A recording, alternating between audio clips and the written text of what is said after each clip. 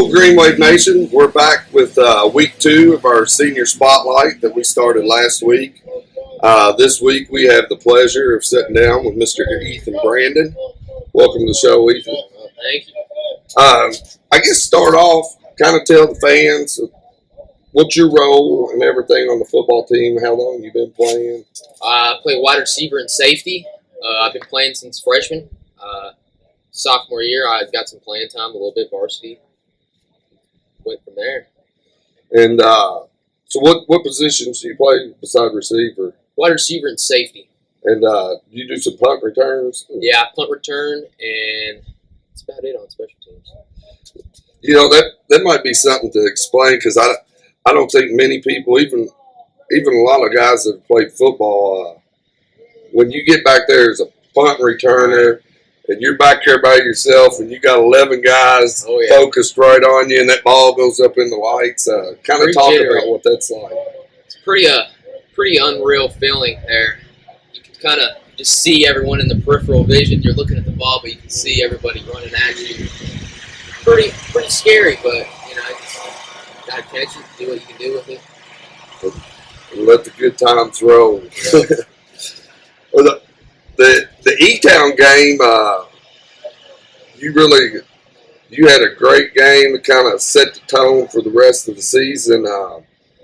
You had 94 yards receiving, a touchdown, 5 tackles, and an early interception. What was that like to get your you're always a team player, but get you kicked off personally? Well, it felt really good to get the pick at the beginning of the game, got our momentum going, and got us really going, throwing the ball around and playing hard defense. But I did intercept it on 4th down on the 2-yard line, so we gave our offense on the 2 instead of giving it on like their 30, which, like Coach Scott said, you get a pick if you can, but try to think about it. But it definitely got us moving, definitely got us going. A lot of excitement there. Went on and got that big revenge win to kick off the homestand. Yep. And so, tell us about who Ethan Brandon is off the field. Like, what if you're not at football practice? What's Ethan doing to have a good time or relax? I'm pretty quiet kid. I don't say much, but I just do my own stuff. I don't hang out with many people. Kind of just chill on my own. Practice a lot of football. That's a full-time job, isn't it? So if you jump in the car, what are you listening to? Probably some rap. Probably Drake. Just a big Drake fan. Maybe a little bit of Little Baby. Oh, okay. Maybe game day, get a little Chief Keef going. Get a little hype song. Get you hyped up? Yeah. If we're going out to eat, where are you going to eat? I like sushi. Probably like a kanzai or a hibachi or something like that. That sounds good. I'm with you on that one. So, kind of talk about what it's been like. You're a senior now. You've been doing this for a while. What's it like to be a part of the Meade County Green Wave football program? Meade, it's really unreal. There's nobody else like it. Their coaches get after it, teach us well, and it's a great team to be a part of. A lot of excitement in it. So, talking about that excitement, what's kind of y'all have got, 4 games under your belt. You've got goals at the beginning of the season, but you don't know how that's going to manifest till you get on the field. What's kind of the mood in the locker room right now coming off a big win? Definitely good mood, but we're still focused and ready for Daviess County. Good team we're playing. They played some tough teams. Good win over Central. We got a lot of momentum going. Just ready. And then, if a youngster's out there, elementary school, debating on whether he should play football or not, with your experience now going through the whole program, what would you tell that youngster? I would say it's a lot of hard work, but there's a reward for it. Winning's very fun, and it's fun to win and fun to be a part of, especially when you have a good team and everyone loves each other and plays for each other. But sometimes it's not for everyone. It's a hard sport to play, and got to have in your mind. Got to be motivated. A lot of things go with football that you got to know that you got to be ready to do. Yeah, and it's like a big family. And, Yeah. And we'll just finish up with what are your plans right now for when high school comes to an end and you walk that graduation line this spring? I'm hoping to play some football in college. We'll see what the offers give me and where I'll be looking, but I don't know. You have any plans with career-wise, what interests you or anything? I'll probably heavy machinery. I'll probably do that. If not, that's what my dad does. And I've worked with him a couple times, and it's a pretty good job, good money, and keeps you going, keeps you in shape. Yeah, and in high demand these days. Well, Ethan, we thank you for sitting down with us and having a chat so we can get this out to Green Wave Nation, and we wish you the best of luck on Friday. I appreciate y'all. Y'all, good luck. Thank you. Thank you. We'll be right back with Coach Mofield for the Coach Mofield Show. Hello, Green Wave Nation. We're back. Getting ready for this week's game down at Daviess County, coming off a big win over a longtime rival of ours, Central Hardin. And we'd like to welcome Coach Mofield back this week. Thanks for having me, Chad. You know, I guess we'll do like we usually do and take a look back before we take a look forward to that Central Hardin. It's always good to look back when you win one. Oh, yeah. So, you know, you never know how it's going to go with Central. They've always got some big boys. And, you know, it was like you said last week, Coach Madeline, pretty sound. But that first quarter, things kind of went unscripted for them, but went pretty good for us. Yeah, it was a little bit for you Meade County fans that followed us to Owensboro Catholic. It kind of looked like what we did against OCAT in a scrimmage. We turned the ball over, led directly to some points, and that happened Friday night to Central. You know, they turned the ball over, and our defense was opportunistic, and I think it was 25-0 at the end of the first quarter, maybe. And it's tough to come back, even when you're a good football team like Central Hardin. But to their credit, their kids kept grinding. We also had some opportunities, Chad, to maybe put it away, and we didn't. We ended up turning a turnover into another turnover, and I think right before halftime we made a nice interception. And Bennett was making a good run, and that kid made a heck of a play. Knocked it loose. I think it was number 22 that hit it. They're starting running back and knocked the ball loose and turned it back over to them. Then I think it was early in the fourth quarter, either early in the fourth or late in the third. We're driving and we fumble and they return 192 yards for a touchdown. So we had some opportunities, I think, to maybe close it out, and we didn't. But the flip side of that is, to our kids' credit, instead of dropping their heads and pouting, they just kept grinding. And we did a couple of nice things there to end. Kate Scott had what will go really unnoticed in Friday night's game was a huge punt toward the end of the game. There was a low snap that he was able to field on the hop. And I don't know what the yardage was. I don't look at that, but I know what one thing, it flipped the field in our favor, and he got it off. And Central brings a lot of pressure, so that was a big play in the game. So there were a lot of big plays. That wasn't the only one.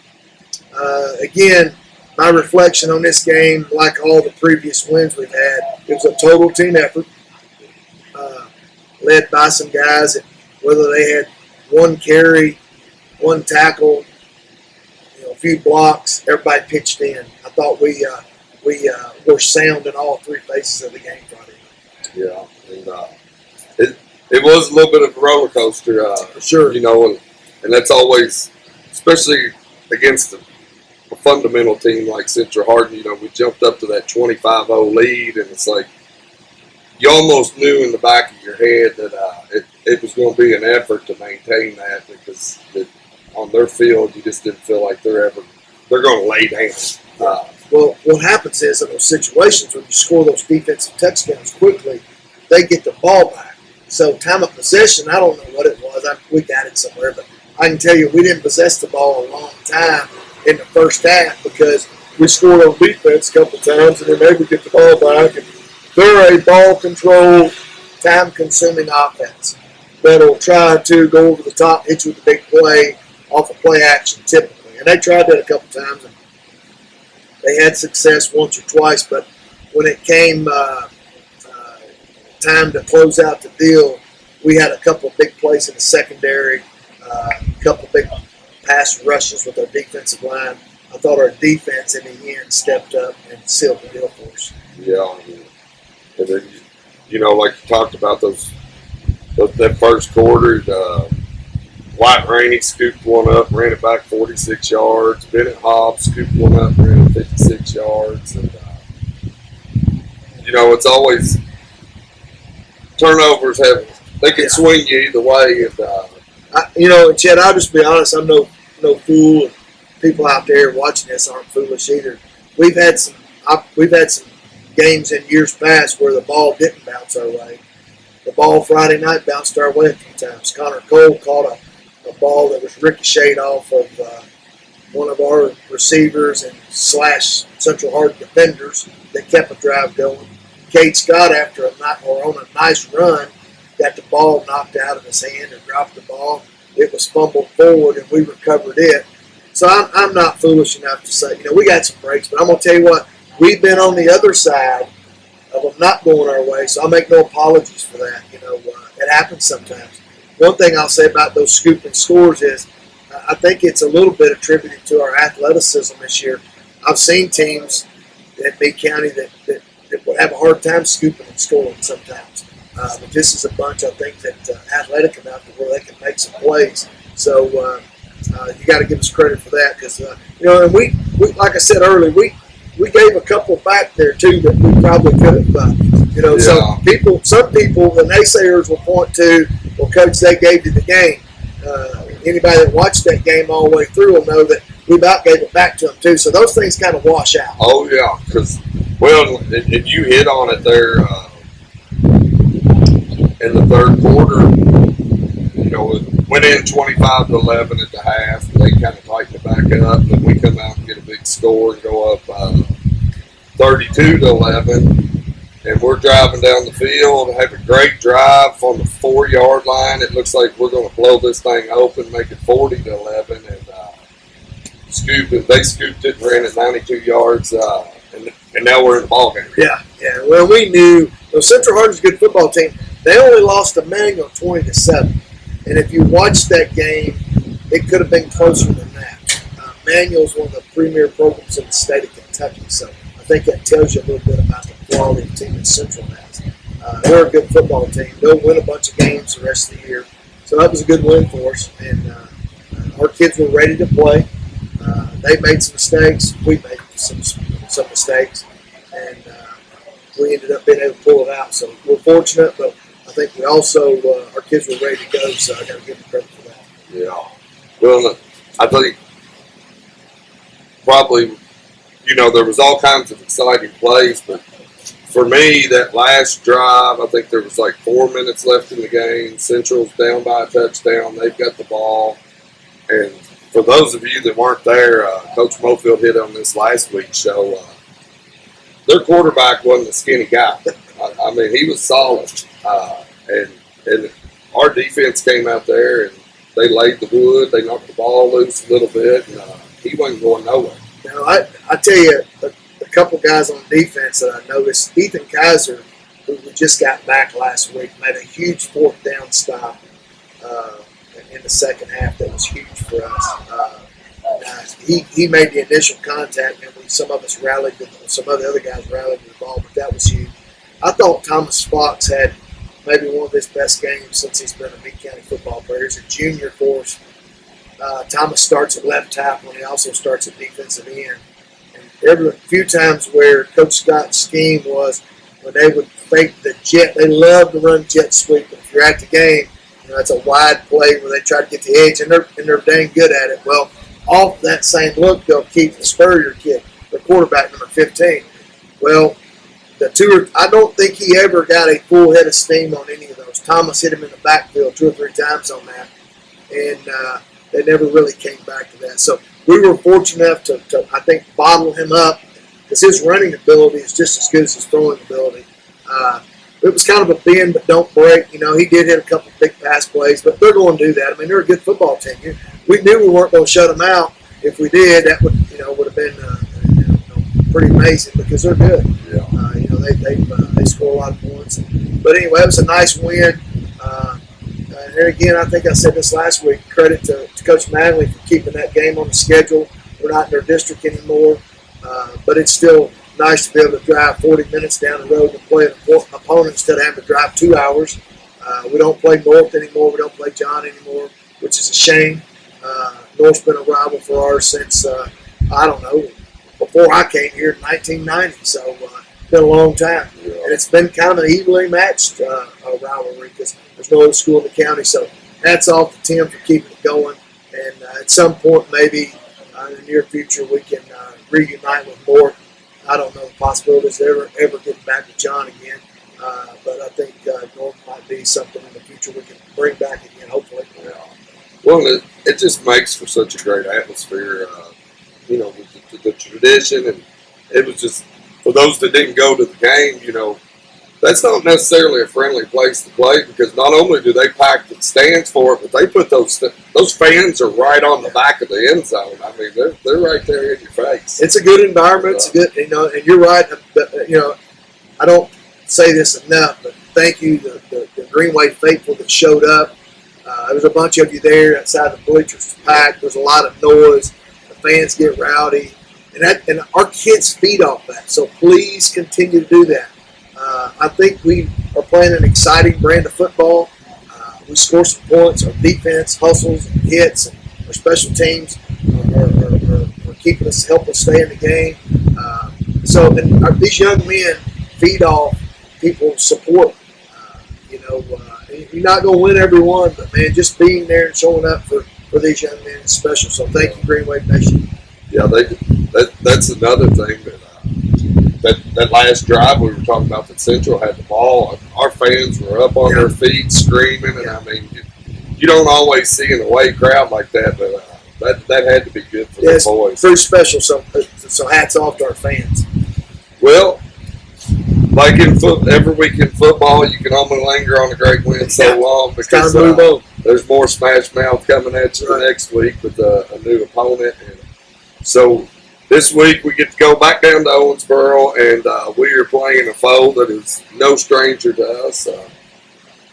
I remember our last year, my senior year, they were the ones that put us out of the playoffs. So there's a long tradition with us playing them and playing some big games. So what are you looking at with where the team's at right now going into this game against Daviess County? Chad, you're right. Tradition with Daviess County goes back for several years. When I first came here as assistant, we scrimmaged them many times. Coach French and David Barnes got together. He was the head coach at Daviess. He's passed away. He's a fine person, fine football coach. But we scrimmaged Daviess a lot. And then, you're right, we played them in the mid-'90s, early 90s. And then and now they're 6A, we're 6A. We meet again. They've had some success the last couple of years. In fact, the last 2 years, the score's been 73-14, so combined in those 2 years. So that tells you a lot. So our kids have a lot to play for. They're 0-4, but I can tell you this: they played a very good Owensboro Catholic team. Our people will know that because Owensboro Catholic put it on us in scrimmage. They played Owensboro Senior, another outstanding program. They played North Hardin. North Hardin's got an outstanding team. They got maybe one of the best receivers in the state in the Borkins kids. So Daviess County's 0-4 because they played an outstanding schedule. If we go down there and we sleepwalk, they'll put it on us. And our kids, this will be a sign of what kind of team we have because, it's easy to get up for a team like Central Hardin who you played for years and you know kind of what to expect. Well, a Daviess County team, our kids they got to guard against looking at 0-4 record. They got to come in focused and ready to go because they're young, but they have enough athletes to win. They have a lot of team speed. Number 5's a running back for them that can fly. Number 7's a backup quarterback that can fly. They're pretty big. Their left tackle is about 310 pounds. Their right tackle is about 6'5". He's been injured. Don't know if he'll play or not, but if he does, he's a load. He also plays nose guard in defense. So we've got our hands full. And anytime you go to Owensboro, you never know what you're going to get. So it seems like we spend more time in Owensboro than we do in Brandenburg. So they're a better team than their record indicates. Yeah. Well, I was going to say, a matchup like this can turn into a trap game so quick. You got a hungry team down there that wants to put that first win on, and then I think if I heard right, it's their homecoming too, and they got everything going on. I mean, I can't tell you how many times we've been to Owensboro for Sadie Hawkins days, for homecoming games, for christening somebody's feet. I mean, you name it. It seems like Meade County. I think everybody we play this year has us as their homecoming opponent. So I think most people thought they could get them an easy win playing Meade County, so they scheduled us as their homecoming game. So anyway, that's a little motivation for our kids. Every time we go somewhere, and we're the subject of somebody's float. I think Central had a lot of billboard material from Meade County, not stuff that we gave them, but for last week, it was they weren't real excited. I think they said a lot of them wasn't. They didn't want to live in Meade County. They're glad they lived in E-Town and Hardin County. Didn't live in Meade County. So that motivates our kids. So anyway, we're always going to Owensboro for somebody's party. It seems like. Yeah. Well, hopefully we'll be the party record. So that I know that's been a big focus of your all's is keeping them focused because especially in high school football, with a bunch of 16, 17, 18-year-old young men. Records don't mean nothing, especially when you start getting this into the mid part of the season. Everybody's starting to get in their form. And I've said this on the couple of previous shows we did. I think one thing that I'm excited about this bunch is so far the disease of me has not crept into our kids. They get excited. 1 week we had a young man catch 10 passes. I think the other members of the team were as excited to death. Instead of saying, "Where are my catches?" they were glad. They want to win. We've had different kids step up in different rows, and they're excited about each other. That's a sign of something special when you have kids like that, because when kids start worrying about how many times they touch a ball, what position they play, and all that, that usually spells doom for the team concept. We tell the kids all the time, deny yourself and elevate the team. And that's hard to do, especially in today's society, because today's society is a me society. What can somebody do for me? What can somebody do for you? So I'm thankful we got a bunch of young men like we have. And that's the thing. For those that don't get to see the behind the scenes or be down on the sidelines, I mean, this has got to be one of the most team-oriented teams. I mean, they're just all bought in. Even your guys like Senior Aiden Malay missed a couple games. That would be so easy as a senior to be over there on sidelines just drooping and pouting, and he's out there getting them fired up as much as anybody on I agree. Yeah, he's a team guy. Fortunately, we get him back this week off an injury. He's a spirited young man. Sometimes I got to settle him down. It's not always G-rated with him, but I love Aiden. He's a great young man, good family. The Malays have been a part of this program for as long as I've been here, and I've been blessed to coach a lot of Malays. And you always have a feeling you're going to have a pretty good football team. You got a few Malays in it. So. Yeah, there's been a few of them. Yeah. Well, that was a great thing. His dad sent me a video from the locker room after the Central Hardin game. He's got boots on, and they're hollering when the team does a backflip, and he said, I think he's ready for this week, so you'll be getting him back. I think he's ready to go. He's a spirited young man for sure. Well, I think your defense is back home. We're starting to get healthy. Ethan Kaiser coming back last week was big. Ethan is an outstanding young man, one of the nicest and finest young men I've ever had the pleasure of coaching in 34 years here. And not only is he an outstanding young man, he's a tremendous football player. A leader for us, he's positive, great character, outstanding football player. Can do a lot of things. He he could probably play safety. He could probably play corner. He could play outside linebacker, inside linebacker. He'd probably be a little undersized, play defensive end, but if you asked him to do it, he probably could do it. Then offensively, he's been everywhere over his career. As a freshman, we had to play the quarterback a little bit because of injury. Played running back, wide out, tight end. He's kind of a jack of all trades. Utility knife. Yeah, and he's a. I think you may have said Swiss Army knife last week about it, but he's kind of like Bennett a little bit. And those are the kind of kids you want. And the other thing that I think some people don't understand about football, it's gotten a knock for forever about people assume you don't have to be very intelligent to play football. That's absolutely incorrect, because the things that we do, the checks that we make, the schemes that we run. I tell our kids all the time, I've never coached a dumb football player in 34 years. I've coached some that don't focus, but I've never coached a dumb one. It's a lack of focus that gets you beat and makes you not the player you should be. But this bunch is good focus. And then along the way, you got some of them in the halls, in the classrooms of high school do really, really well academically. And Ethan and Bennett Hobbs are two great examples of that. Yeah, that's along with some other. They're not the only two, but those are. We're talking about two kids that were utility. Not only do they do that, but they do what you're supposed to in the halls of high school too. Yeah.